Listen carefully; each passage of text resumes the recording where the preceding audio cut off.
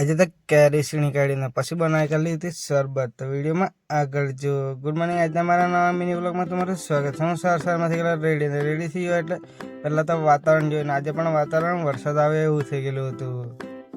તો પણ મેં તો નીકળી ગયા ખેરગામ જવા માટે. પછી આપણે આવી ગયેલા લાઇટ બિલ ભરવા માટે. પછી લાઇટ બિલ પણ આપણે ભરી જ દીધું. પછી આપણે આવી ગયેલા દોસ્તા લોકો પાસે ને એ લોકો હમણાં લાગી ગયેલા છે ફ્રી ફાયર રમવા સારું. પછી અમે નીકળી ગયેલા હતા ખેરગામ જવા સારું. પછી આપણે આવી ગયા ન્યૂ પીએસ કે ફૂટવેરમાં અહીંયાથી લાવવાનું છે બેંક ચંપલ, એટલે આ ચંપલ જોયા કરતો છે. પછી અમે આવી ગયેલા લોકેશન પાસે ટાઈમ પાસ કરવા માટે.